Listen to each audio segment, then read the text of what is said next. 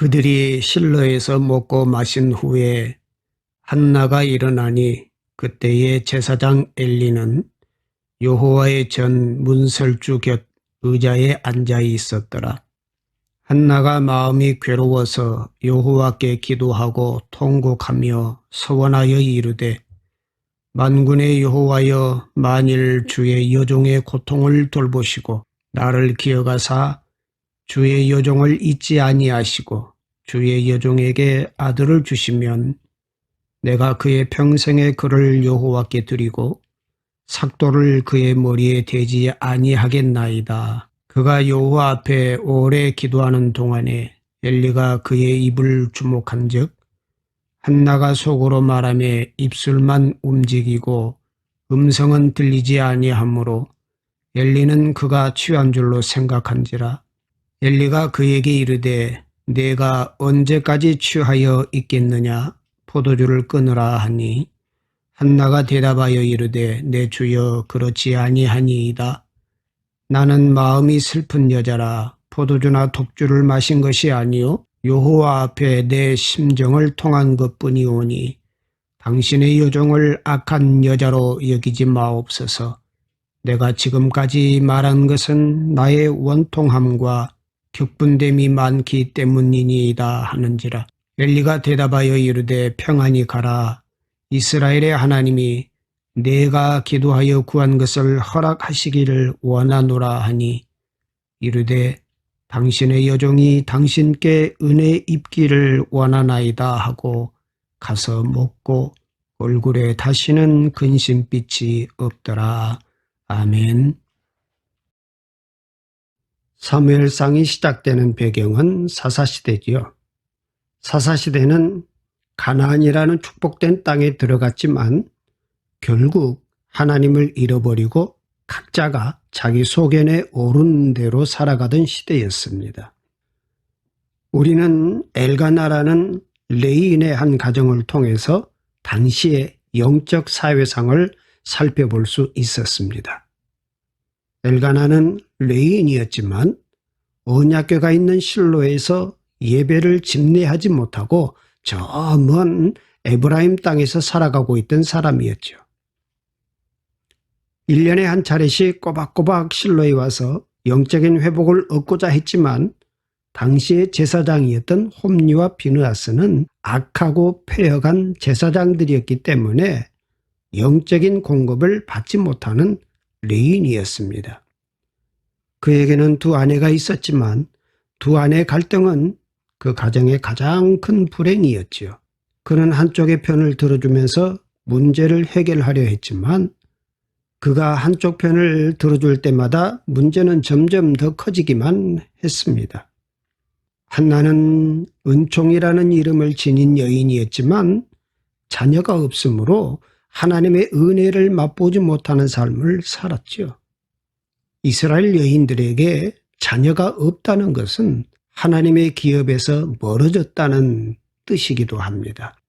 그녀는 자신의 문제의 근본이 하나님과의 관계에서 발생되었음을 말합니다. 자신의 문제는 자기 자신이 해결할 수 있는 것도 아니고 분인나와 싸워서 얻을 수 있는 것도 아니고 오직 하나님 앞에서만 해결할 수 있는 것임을 안 것입니다. 분인나가 자신을 경노하게 해도 한나는 분인나와 상대하지 않습니다. 엘가나에게 분인나의 행적을 이르지도 않습니다. 문제의 근본과 그 문제의 해결자이신 하나님께 아뢰었습니다. 사람이 감정이 격분하면 아무리 신앙생활을 잘하는 사람도 자신의 감정을 추스르기가 힘들죠. 기도가 나오질 않고요. 성질대로 행동하기가 쉽습니다. 그러나 한나는 몹시 격분한 바로 그 순간에 분인나를 상대하거나 엘가나를 상대하지 않았습니다. 하나님을 찾습니다. 이 기도가 새 역사를 시작하게 하는 것입니다. 각자 하나님을 버리고 자기 소견에 옳은 대로 행하던 그 시대에 있어서 하나님께서는 자신을 바라보는 한 여인을 통해서 역사의 중심에 서게 하셨습니다. 그녀를 통해 사사시대의 막을 내리고 왕의 시대를 여셨습니다. 하나님은 하나님을 의지하는 자를 통해서 시대를 열어가십니다. 10절 말씀에 한나가 마음이 괴로워서 여호와께 기도하고 통곡하며 라는 말씀이 나오죠. 한나가 너무나 괴로운 나머지 하나님께로 갔다는 것입니다. 자기 힘으로 피할 수도 없고 해결할 수도 없으니 한나는 하나님께로 간 것입니다. 그런데 이것이 은혜요 축복이었습니다. 힘들고 어려워서 기도밖에 할 수 없는 그것이 무슨 축복이냐고요? 한나는 분이나와 싸우지 않습니다. 문제는 분이나와의 사이에서 일어났는데 한나는 분이나와 다투지 않습니다. 분이나와 싸워서 자신의 문제를 해결하려고 하지 않습니다. 그 대신 한나는 하나님께로 갔습니다. 분이나와 싸우는 것이 무슨 소용이 있습니까? 어떤 사람들은 자기 격분됨을 사람과 싸우거나 사람을 만나서 해결하려고 합니다. 우리들도 문제를 만나면 사람에게 전화하고 사람을 찾아가지 않습니까? 사람과 싸우는 것이 아무런 도움이 안 되는 것이지요. 스데반을 보십시오. 스데반은 자신을 향해 이를 갈며 귀를 막고 돌을 던지는 이들을 향해서 어떻게 천사의 얼굴을 할 수 있었을까요? 기도했기 때문입니다. 그는 기도함으로 원망하지 않았습니다.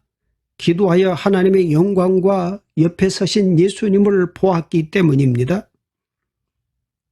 세상은 소리를 지르면 같이 소리를 지르죠.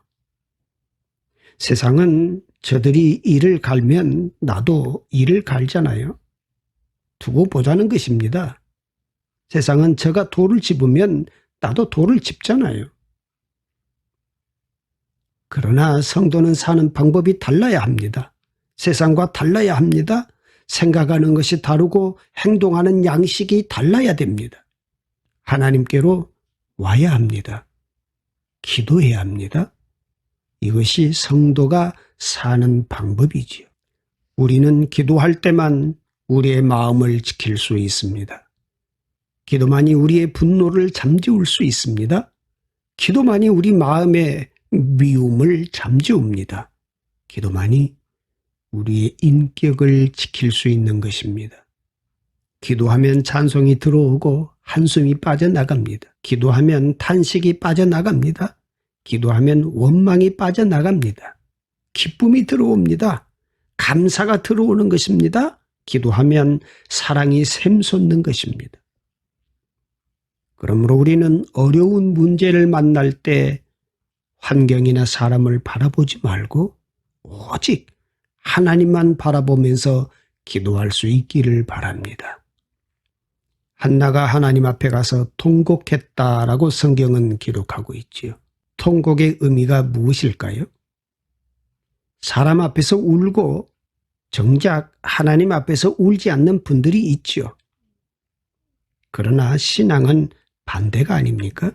하나님 앞에서 우는 것입니다. 한나의 통곡은 그저 울음만이 아닙니다. 통곡의 기도는 해결자이신 하나님을 향한 가장 강력한 호소입니다. 이스기야 왕이 죽을 병에 걸렸지만 하나님이 성전을 향하여 통곡의 기도를 드릴 때 그의 생명을 연장해 주시는 은혜를 베풀어 주시지요. 다윗이 비록 하나님께 범죄하였지만 침상이 젖도록 눈물로 기도하실 때 용서하시지요. 그래서 다윗은 시편 51편 17절에서 하나님께서 구하시는 제사는 상한 심령이라 하나님이여 상하고 통회하는 마음을 주께서 멸시하지 아니하시리이다 라고 고백하고 있습니다. 여러분은 통곡의 기도를 하신 적이 있으시나요? 뭐 그렇게까지 신앙생활을 해야 하냐고 말하시렵니까? 통곡의 기도는 하나님 앞에 깊이 서는 것을 말합니다. 오직 하나님만 의지하고 서는 경험입니다. 그런 체험이 있으시냐는 말입니다. 오늘 내 눈물의 기도를 원하시는지 모릅니다. 눈물은 하나님이 만드신 가장 값진 선물입니다. 우리 눈에 눈물을 만드신 분은 하나님이십니다. 하나님도 가끔 눈물을 흘리실 때가 있습니다. 영화 패션 오브 크라이스트의 마지막 장면에 예수께서 십자가에 돌아가실 때 하늘에서 눈물 한 방울이 떨어지는 장면이 나오지요. 작가 멜 깁슨은 하나님의 눈물을 그렇게 묘사한 것입니다. 그 눈물은 진한 눈물입니다. 하나님 아버지 심장에서 흘러내린 눈물이라고 생각합니다. 온 인류를 죄악 가운데서 구원한 눈물이기도 합니다. 눈물의 기도는 하나님의 마음을 움직이고 인간의 마음을 움직이는 힘을 지녔습니다. 눈물의 기도가 값진 것은 하나님의 마음을 움직일 수 있기 때문입니다. 11절 말씀 보면 한나가 서원 기도를 드리는 장면이 나옵니다. 서원하여 이르되 만군의 여호와여 만일 주의 여종의 고통을 돌보시고 나를 기억하사 주의 여종을 잊지 아니하시고 주의 여종에게 아들을 주시면 내가 그의 평생의 그를 여호와께 드리고 삭도를 그의 머리에 대지 아니하겠나이다. 서원은 하나님과 깊은 교제입니다. 서원 기도는 하나님과의 흥정하는 것이 아닙니다. 내가 이렇게 할 테니 이렇게 해주세요 라고 기도할 수 없는 것이지요. 왜 그럴까요? 나의 노력과 수고에 의해서 하나님이 복을 주시는 것이 아니기 때문입니다. 진짜 서원이란 하나님과의 교제가 우리들의 삶 안으로 들어오는 것입니다. 서원은 하나님을 깊이 인식하는 태도를 말합니다. 그래서 내가 원하는 것을 들어달라는 데에만 초점이 맞춰지지 않습니다. 오히려 하나님이 없던 삶을 내려놓고 하나님 앞으로 가는 것이 서원의 시작입니다. 그래서 한나의 서원 기도에는 세 단어가 등장합니다. 돌아보시고, 생각하시고, 주시면 이라는 단어입니다. 이 세 단어가 아들을 달라는 기도 앞에 있습니다. 즉 진짜 서원 기도는 하나님의 만지심을 구하는 기도입니다.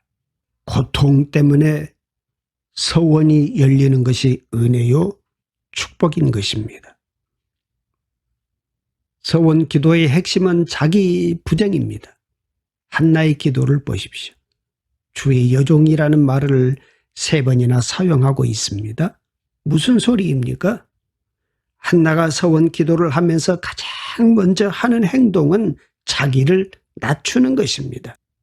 창세기 28장에도 야곱의 서원 기도가 나오지요. 하나님께서 언약하신 대로 고향으로 돌아오게 해 주신다면 지금 이곳에 하나님의 전을 세우고 11조를 바치겠습니다 라는 서원입니다. 무슨 뜻입니까? 진정한 서원은 하나님 앞에 자기를 바꾸겠다는 고백입니다. 하나님이 원하시는 모습으로 나를 변화시키겠다는 결정이 서원입니다.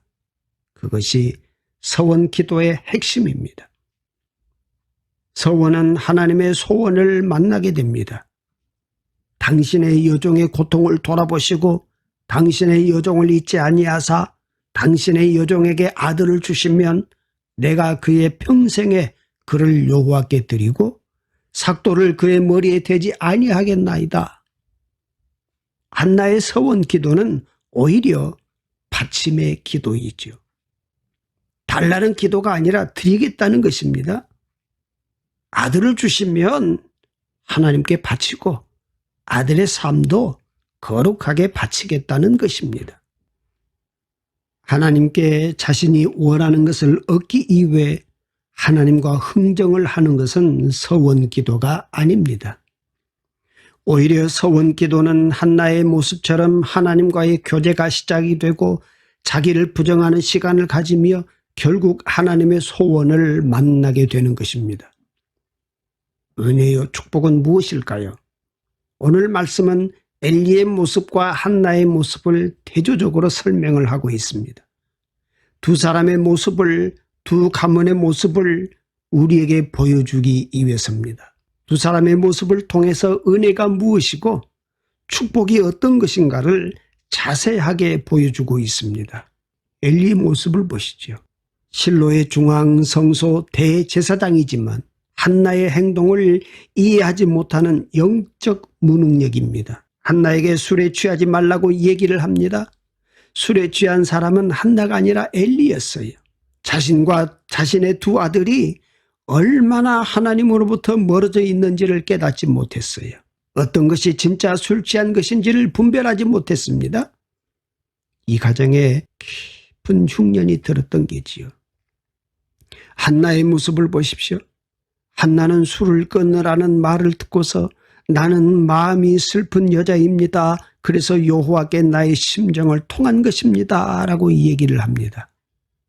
영어의 표현에는 내 영혼을 하나님께 부었다라고 표현을 하고 있습니다.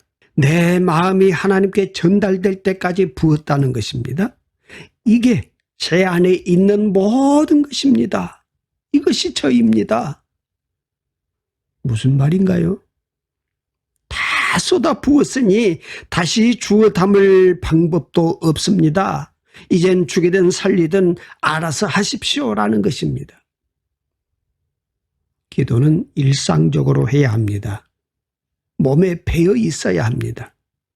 기도 안 하는 사람이 급한 일 당했다고 갑자기 기도가 나오진 않아요.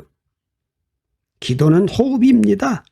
날마다 숨쉬듯 일상적으로 이루어지도록 해야 합니다. 그런데 어느 땐 우리가 우리를 온전히 내려놓고 목숨을 내어놓듯이 기도해야 할 때가 있죠. 야곱이 압복 강가에서 천사와 씨름하여 기도하듯 엘리야가 하늘을 쳐다보며 바알과 아세라 선지자들 앞에서 비가 오기를 기도하듯 우리의 전부를 바쳐 기도해야 할 때가 있습니다. 때로는 나는 필요하다고 생각해서 구했는데 사실은 필요하지 않을 수가 있는 거예요. 그럴 때는 반드시 우리에게 설명을 해 주십니다. 그 가장 좋은 예가 사도 바울이죠. 고린도후서 12장 7절 말씀에 보면 여러 계시를 받은 것이 지극히 크므로 너무 자만하지 않게 하시려고 내 육체의 가시 곧 사단의 사자를 주셨으니 이는 나를 쳐서 너무 자만하지 않게 하려 하심이라. 이것이 내게서 떠나가게 하기 위하여 내가 3번 주께 간구하였더니. 자신의 육체의 가시 때문에 3번이나 주님께 간구했습니다. 성경의 3번은요 단순히 이것을 주시옵소서 주시옵소서 주시옵소서라고 3번 하는 게 아닙니다. 3번이라는 것은 목숨을 걸고 기도를 그렇게 했다는 것입니다. 정말 열심히 집요하게 간구했다는 것이죠. 그렇게 3번이나 간구했는데 하나님께서 가시를 뽑아주시거나 해결해 주신 것이 아니라 뭐라고 말씀하시나요? 내 은혜가 내게 족하도다. 이는 내 능력이 약한 데서 온전하여짐이라. 이렇게 설명해 주셨어요. 우리에게 정말 필요한 것, 절박한 것을 놓고 성령께서 감동을 주셔서 우리로 하여금 기도하게 하신다면 반드시 응답해 주실 줄 믿습니다. 그렇지 않다면 뭘까요? 우리가 혹시 절박한 줄 알고 있지만 꼭 필요하다고 생각하지만 그게 아니니까 다른 계획이 있다라고 설명해 주시는 거예요. 그에 대한 바울의 마지막 고백이 뭡니까? 고린도후서 12장 10절에 있는 말씀입니다. 그러므로 내가 그리스도를 위하여 약한 것들과 능력과 궁핍과 박해와 곤고를 기뻐하노니 이는 내가 약한 그때에 강함이라 그랬어요. 여러분, 기도에 낙심하지 않기를 바랍니다. 내가 바라는 응답이 아니면 다른 길로 인도해 주실 것입니다. 하나님의 때가 되면 반드시 응답해 주실 것입니다. 세상 사람들은 근심하면서 힘을 소모하지요. 걱정하다가 힘을 소모합니다. 그러나 성도는 달라야 합니다. 기도하면서 힘을 다해야 합니다. 찬송하면서 힘을 다해야 하는 것입니다. 사랑하면서 힘을 써야 합니다. 감사하는 데 힘을 써야 한다는 것입니다. 다윗의 고백을 기억하십니까? 시편 84편 1절의 고백입니다. 만군의 여호와여, 주의 장막이 어찌 그리 사랑스러운지요. 내 영혼이 여호와의 궁전을 사모하여 쇠약하며 내 마음과 육체가 살아계시는 하나님께 부르짖나이다. 다윗은 하나님의 궁전을 사모하면서 쇠약해졌습니다. 하나님께 기도하면서 힘을 쏟은 것입니다. 한나는 하나님께 와서 자신의 심정을, 마음을 통했다고 이야기합니다. 17절에 평안히 가라. 이스라엘의 하나님이 내가 기도하여 구한 것을 허락하기를 원하노라. 엘리가 말합니다. 엘리가 누구입니까? 영적으로 무지한 제사장이지요. 한나가 기도하는 것조차 술 취한 것으로 오해하는 어리석은 제사장입니다. 그 어리석은 제사장 엘리가 하나님께서 내 기도에 응답하시기를 원한다라고 표현합니다. 하나님이 들으셨다는 것도 아니고 하나님께서 응답해 주실 것이라는 소리도 아닙니다. 단지 하나님께서 들으시길 내가 원한다라고 말합니다. 여러분 같으면 이런 소리를 들으면 얼마나 신뢰하고 감사하겠습니까? 아니, 너나 잘하세요. 그러면서 무시하지 않겠습니까? 고린도 교회 성도들이 그랬습니다. 성령의 은사가 활발하고 은사가 막 나타나니까 지도자들을 무시하기 시작합니다. 바울도 무시하고 아볼로도 쫓아냈습니다. 기도 좀 한다고 모든 질서를 다 무너뜨렸습니다. 잘못된 모습이지요. 한나는 어리석은 제사장이라 할지라도 영적인 질서를 지켰습니다.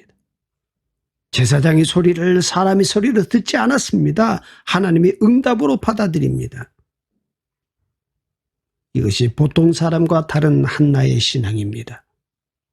하나님은 은사로 질서를 흐트리지 않으십니다. 그래서 마지막 절 말씀에 가서 먹고 얼굴에 다시는 수색이 없으니라. 즉 마음의 평안을 얻었다는 말씀이 나옵니다. 흉년이 끝나고 축복이 시작된 것입니다. 엘리는 가짜 풍년이 들어서 아들들은 방종하고 자신은 영에서 멀었습니다.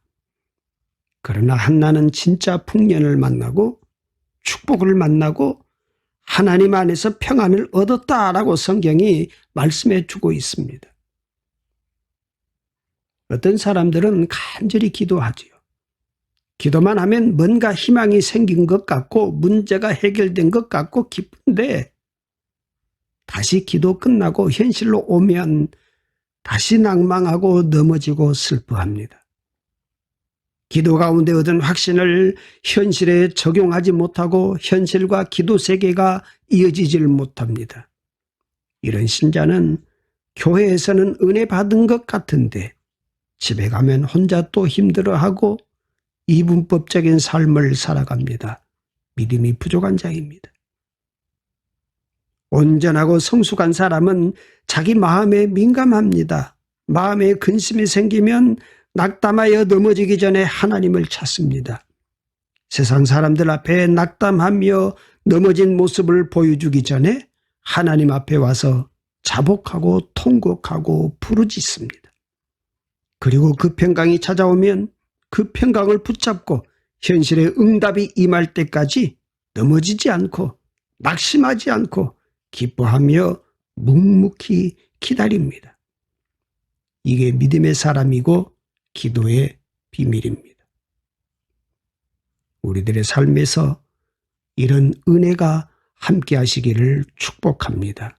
무너진 곳에서 다시 한번 회복의 손길을 내밀어 주시는 은혜 앞에 오늘도 언약의 백성이 되어 하나님을 송축하는 일에 기뻐하며 영광을 돌리는 하루가 되게 하여 주옵소서.